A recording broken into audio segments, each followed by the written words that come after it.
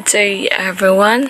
So for today's vlog, we will tackle about the chain rule and reverse of chain rule.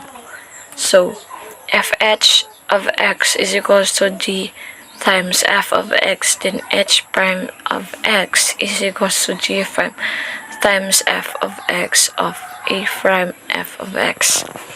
So the chain rule deals with the idea of composition functions, and it is helpful to think about an outside and an inside function when using the chain rule.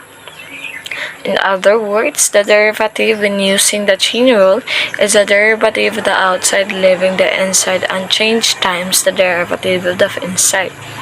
So f prime of x is equals to f prime, which is derivative of the outside function, then g of x inside function left alone.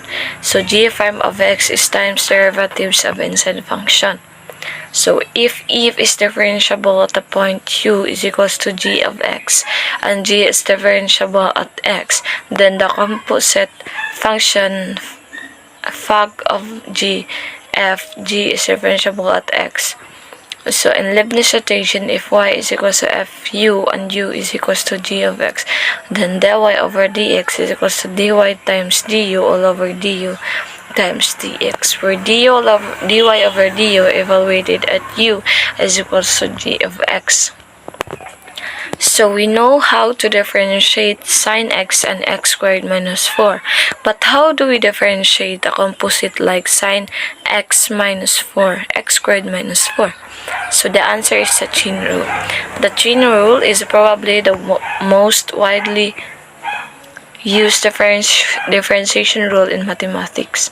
So f and g are differentiable function, then its composition function fag, and d over dx fag of x is equals to f prime g of x g.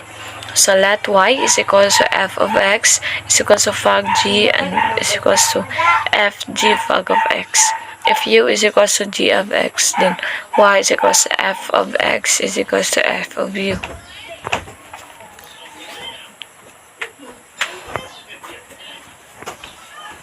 So, an object moves along the x-axis so that its position at any time at t is greater than or equal to 0 is given by xt is equals to cos t squared plus 1. Find the velocity of the object as a function of t. X is equals to cos u and u is equals to t squared plus 1.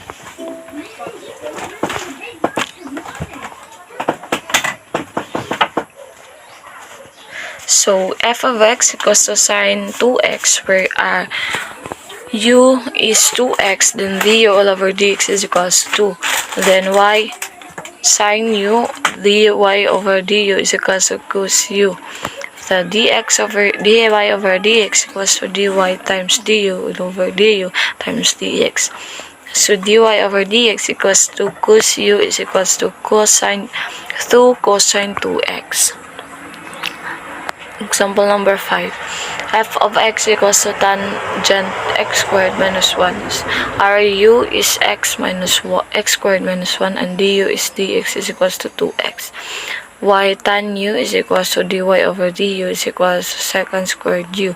So dy over dx is equals to dy over du times du over dx. So dy over dx is equals to secant squared u 2x is equals to 2x secant squared x squared minus 1. Y is equals to a raised to x squared, where our u is equals to x squared, then our y is equals to eu. So du is equals to dx equals 2x, dy over du is equals to eu is equals to e raised to x squared. So we have dy over dx is equals to 2x ex raised to x squared.